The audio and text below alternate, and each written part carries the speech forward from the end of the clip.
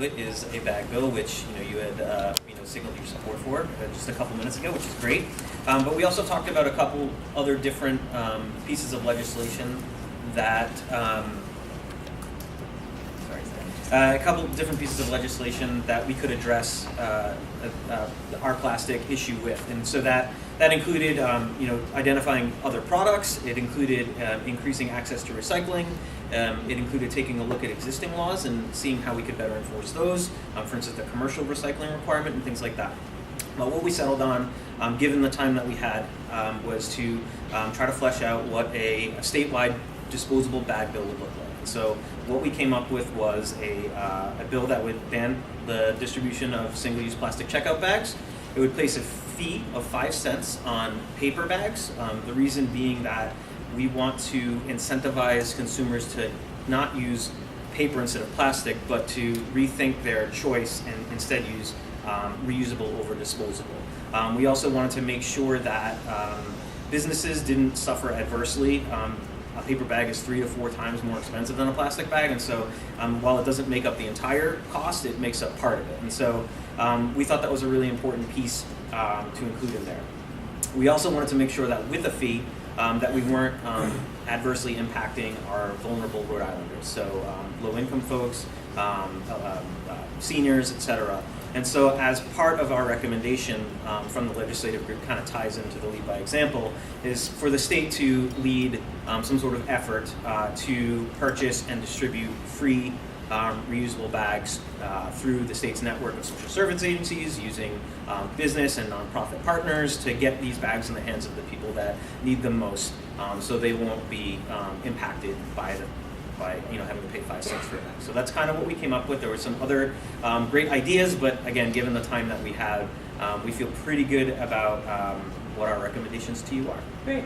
I think it's great. Like I said, I think we should, let's try to get it done. I've been in the loop on this. I do worry about the burden that it puts on poorer Rhode Islanders and seniors, to have to pay 5 cents for the bag or $1.50 or whatever to buy a truly reusable bag. That's not a reason not to do it, but I think as we think about implementation, we just need to, DEM, we will step up and do our part, for sure. We have some funds that we can use to make a big initial push around distributing bags. But I'd like to see us engage the local retailers also, at least initially, to make it easier for people to make that switch. Because although it's easy to say, oh, it's only 5 cents, you can imagine like somebody's on their way home from work, they haven't planned their shopping, they don't have any bags in their car, they show up and it's another 50 cents for bags. So again, it's not a reason not to do it, but I want to be aware of it, and we'll do our part at DEM, and I think a public-private partnership to make sure we provide reusable non-plastic bags at some meaningful level would be important. Great. All right, so that's our report Good. To you. And so Josh, that means it's over to you to get this passed. So just to add to that, because of the legislative schedule, I absorbed as many of these recommendations and looked over the draft. And as you know, I've had a bill similar to this for the last few years. And so I tried to revise and put in my deadline. So I put in last night, we don't have a session today, a plastics bag bill. And I think it's fairly consistent.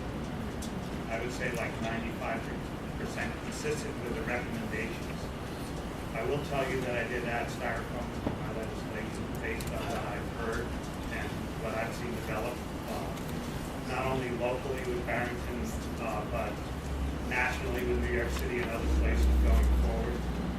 And I thought that was an important addition, and I hope to make the case that that stays in the bill over the course of hearings on both the Senate and the House. So I did add the styrofoam into it.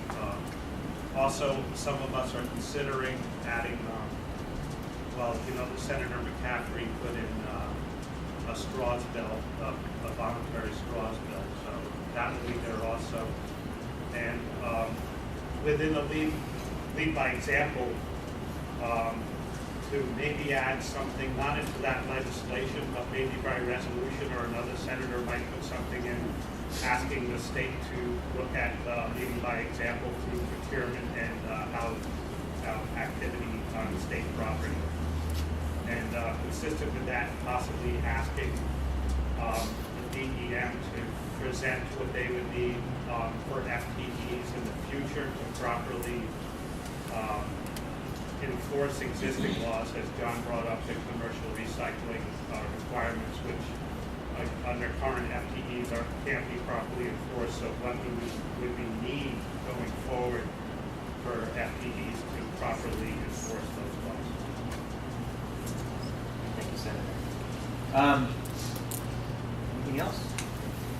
We'll continue. We'll unpause our agenda. We got one more. Can I say one thing? Of course. No. As I said, I will support this. We will push it from my office. I'm going to need all of you to help get this bill passed. So the whole point, in part, of putting together a broad stakeholder group with business and hospitality and environmentalists that was to show that we could coalesce around something that had broad support. And yes, it's not the end, it's the beginning, but if we're going to have momentum, it would be important to begin with a win.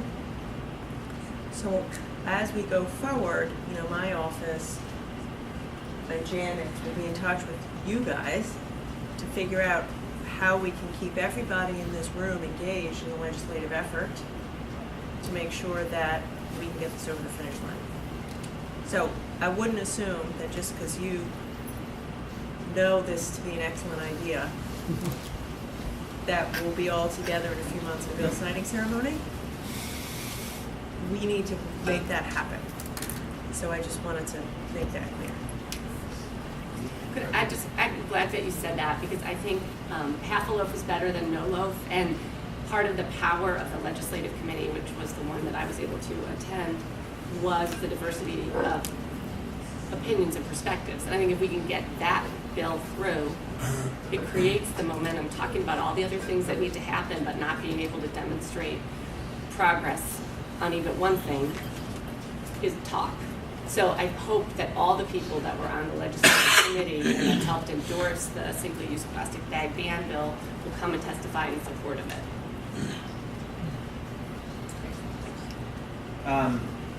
Did you have a question? Governor, first of all, thank you for all this and bringing it together, especially in continuing. One thing we talked about, Rhode Island had at one point, I think Dennis alluded to it, probably the leading solid waste management program in the country, first state to ban recycling, to initiate statewide recycling. Of course, I was there at the time, which perhaps speaks to my tenure. But the point I'm trying to make is these programs need support in the budget to really work and to see them enforced.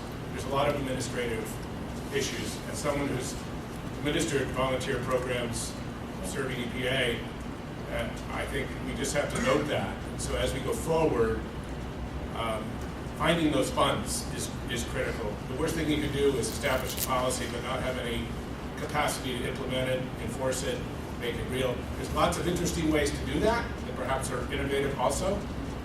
We heard from Victor Bell, who is a Rhode Islander, who was at the very beginning of this. He has some great ideas, but somewhere along the line, there's got to be some resources behind all that you said, and I thank you for all. It's a great point. So to get to our fourth major theme, and I think it's been talked about a lot, is innovation. There's a lot of resources that we have here in the state, in our business community. We talk a lot about innovating and technology and things like that. There are ways. We're not just going to ban and legislate our way out of this problem. There's opportunities for businesses, for economic growth, for all sorts of different ways to tackle this issue. And so innovation has been one that I think has been a theme throughout all four working groups. And so as such, it was included as our fourth major theme in our report. The report consists of immediate recommendations, things that can happen, I think, this year, within 1 year, and we have 10 of those. Some short-term recommendations, some between 1 and 3 years, and then some long-term recommendations between 3 and 5 years. And again, a lot of these will require some working together, some collaboration. That will require some resources at the state level. But you know, again, this is just the start of the work. So we can get some stuff done immediately, and then you know, some tee up our work that you're going to charge us with, you know, in the time after that. So. The final report, you have all, I presume, received it and seen it. We had our draft report circulated on our meeting on February 5th. Again, this report is to get us to a particular vision of our state where we're less reliant on single-use plastics. It helps to clean up our neighborhoods and our waterways and our beaches. It is some recommendations to educate and move Rhode Islanders through innovation and to be innovative in our daily lives and move us to a more reusable culture. It's not exhaustive, as we've talked about. We only had 3 to 4 months to do this work, so this is by no means our blueprint for solving the problem and being done with it. It does not reflect 100% consensus. As you heard, there was a lot of robust discussion and a lot of different viewpoints. We did find a lot of common ground, but there were times that we couldn't necessarily agree on a point. But those alternative viewpoints are all noted in the report. So this is intended to be a reflection of both the common ground that we have established and our points of agreement, as well as where we weren't able to agree. With having this many people kind of have input into a document, there's no way we were going to get to 100% consensus. So I just want to make that clear. This isn't, you know, it's not, you know, something that we all agreed upon, but it is the best that we could, you know, do, and the best that we did based on all of the really robust discussions that we had. It's the end product of our charge that you gave us. You know, it is our recommendations for starting to move our state. As we said, this is just the beginning of our work. And so we've all hopefully read the draft. We've all had time to comment on it. If there was something that was in the draft that was not reflected as of 2 weeks ago, hopefully that made it into there. And so I think our work for this initial phase has come to an end. Our last thing is that we need to approve the report that we've all made together and then send it on to the governor's office. So is there anyone who would like to make a motion to approve our... I'll make a motion. Yes. To approve the Rhode Island Task Force on Tackling Plastics recommendation of the governor in support of the executive order signed on July 16th, 2018. Is there a second? Oh, Megan? I'll second, but I wanted to make a comment if I could. Sure. I just wanted to thank the people that worked so hard on this report. When we reviewed it a couple of weeks ago, I thought it was pretty thin, and I made those comments here. When I read the final draft that we're looking at right now, I thought it was really much improved. So thank you. I think, Jacqueline, I'm looking at you. I think you did the lion's share of the work, and I just wanted to thank you for that. Anyways. Thank you, Meg. So second from Meg and from, I think, Dennis, too. All right, all those in favor? We're going to vote, and then we'll have some comments. So all those in favor of transmitting the report to the governor? Aye. Any opposed? Any abstentions?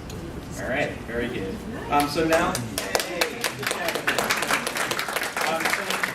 we are going to allow just a couple minutes here at the end for some additional comments, and then if the public has any comments, we'll allow that as well. So, I just want to thank you, Governor, for bringing us all together. This is a great achievement. But I want you to be aware of something that I am very leery of in approving this.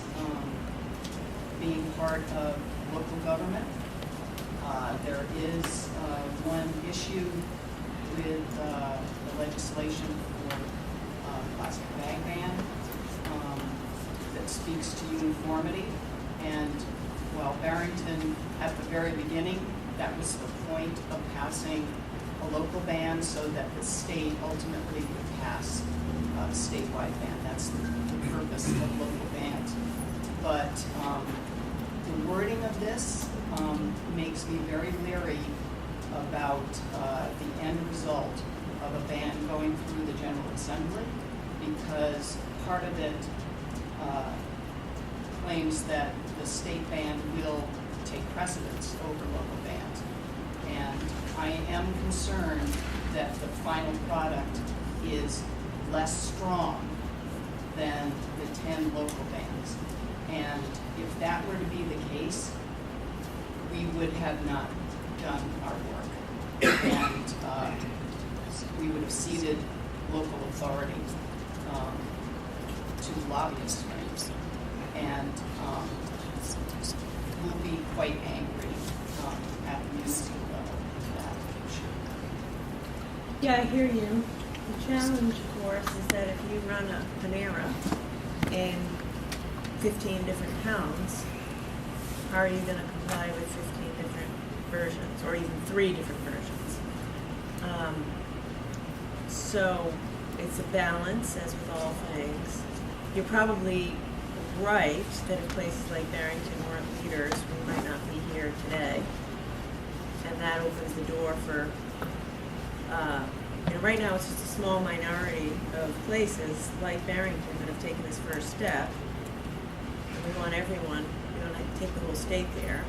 So I don't think we'd be here today. Certainly I put you here to have that voice. But having done this with a few other similar things where cities and towns have been leaders and then the state tries to follow, I do have sympathy for businesses that operate across cities and towns, that they deserve, uniformity. I absolutely agree with you, and I would just like to point out that those 10 bans are all based on the same language. Well, I'm not, right, but my point is, we want to have, I think, there's 2 issues there. One issue could be move the statewide ban closer to something, amend that. But I guess what I'm saying is, if we're going to do this effectively, the state does have to set the rules. We can argue about whether what Barrington does is better than what you guys have proposed to me. But at the end of the day, I think if we're going to be serious and have a statewide, standard, I didn't mean to pick on Panera, but it's true for every business, that's what we have to do. We have to have some uniformity. Well, the ban that is going to be presented is this close to, with the loss of one word, is exactly like the 10 bans, except for the fee. That fee does make a difference, and makes it stronger, in my opinion, than the local bans. I just wanted to. Okay. Any other comments? Thank you. Anyone from someone not sitting around the table? Any public comments? We've got one over here. Joe. Good morning, Governor. How are you? Nice to see you. Oh, sorry. Good morning, Governor. Nice to see you. Thank you. I'm here on behalf of the American Chemistry Council, who is the trade association for all of the chemical manufacturers. And we have worked with the state now for 20-plus years in a proactive way, whether it's DEM, resource recovery. We're always part of the solution, have tried to be. We are the RAP program.